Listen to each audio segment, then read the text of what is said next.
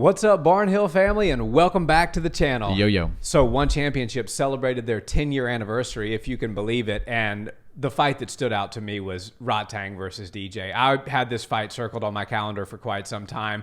I love that they made this fight because, you know, we see unbelievable Muay Thai sometimes, and we ask ourselves, how would that guy do in an MMA match? And as we see with people like Alex Pijeda, that, you know, they can actually come over and do quite well in MMA, just tweaking things a little bit and learning a different skill set. But this was a little bit different altogether because this was alternating rule sets within the fight. So it was Demetrious Johnson versus Rodtang. They tried to make it as fair as possible for both fighters to where they both had a chance. And so they started the fight off with a Muay Thai round, a 3-minute Muay Thai round that all of us knew was going to be very difficult for DJ to get through against probably the best Muay Thai fighter on the planet right now, but that he would have a real advantage in the second round because the second round, the rule set was going to be MMA. Had it gone to a third, it would be back to Muay Thai and so on and so forth. But DJ got the job done in the second round, but that first round was quite exciting,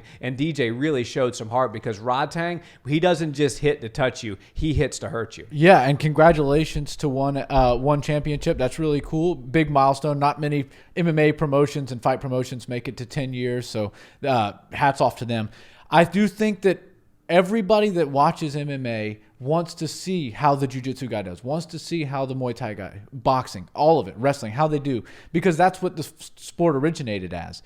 Now we're getting to see it, and at every single sport that you can think of, they all had a first day. Yep. And this, I'm not going to say that we're going to see a lot of Muay Thai MMA, you know, hybrid fights, but it was the start of a brand new sport. Essentially, it was not Muay Thai, it was not MMA, and there's new strategies that had to be basically, you know, created between both teams and both fight camps to execute the plan. And obviously, the MMA guy got the win, but it wasn't without dealing with a ton of adversity. You know, what I was thinking was, oh, Muay Thai being the first round, it's going to be lopsided in his favor. But then I started to think about it. It's in an octagon, or it's in a cage. It's in MMA gloves. Yeah.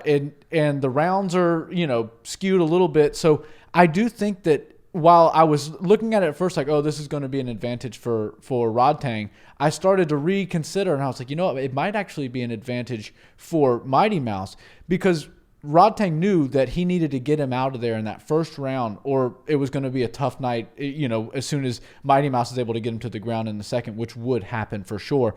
And I feel like that's part of what happened. We saw Rodtang throw everything, including the kitchen sink, at him, and almost got the fight done, right, in the first round. But then he gassed himself out a little bit for the second round and was an easier opponent for Mighty Mouse to take down. And that's where the fight ended, right there, with a great choke. And it showed the heart of Rodtang because he didn't tap. He went straight to sleep, which is pretty gangster because nobody expected him to put up much of a fight if the fight did get to the ground. He looked great. I thought it was a lot of fun. I think it's a very interesting thing for the sport to do. And you know what? If there's something interesting that we've never seen before and somebody's willing to try it, I'll always commend them, and I'll always appreciate it and try to support it where I can. Yeah, for sure. One Championship is really doing some cool things. I mean, there was some great jiu-jitsu fights on there last night. You have kickboxing with a certain set of rules that happens on certain events, and then you have Muay Thai fights. You've got, obviously, MMA is the benchmark of what One Championship does.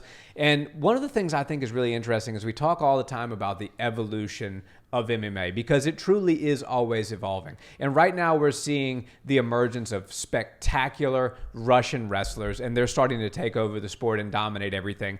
But what Rodtang showed me last night is I think we should look at Thailand for where potentially some really dangerous fighters are going to come within the next 5 to 10 years because no one, and I mean no one, can keep up with those guys on the feet and in the striking. Those guys know how to hurt you, and they know how to finish you. So with those guys having the ability, obviously Rodtang is super green when it comes to MMA and especially grappling, so it was easy for arguably the greatest 125er of all time. Actually, not really much of an argument there. DJ pretty much is the greatest 125er of all time to get to your back and submit you.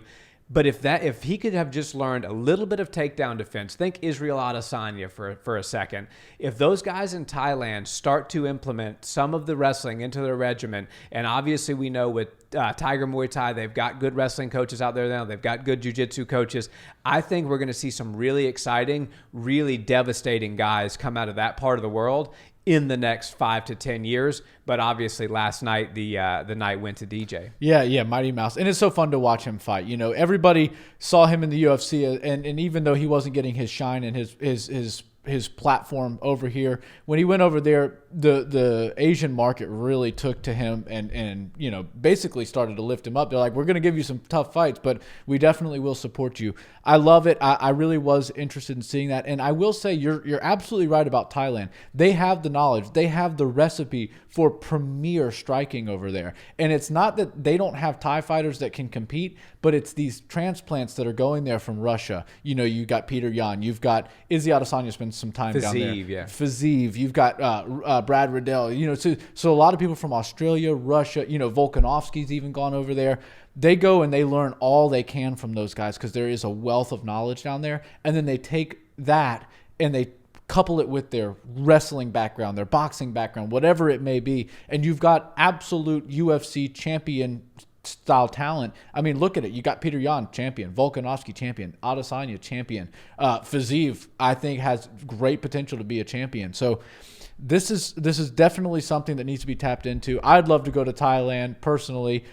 Maybe one day that'll happen, and I'll get to spend some time down there. But honestly, I think you're absolutely right when it comes to, you know, where you can go tap in to find some great knowledge and great information on the feet is no better place than Thailand. For sure. Well, guys, thanks so much for watching this video. Let us know what you thought about this very interesting rule set and Demetrious Johnson's win over Rodtang. As always, we appreciate you watching this video, and we will see you in the next one. Peace.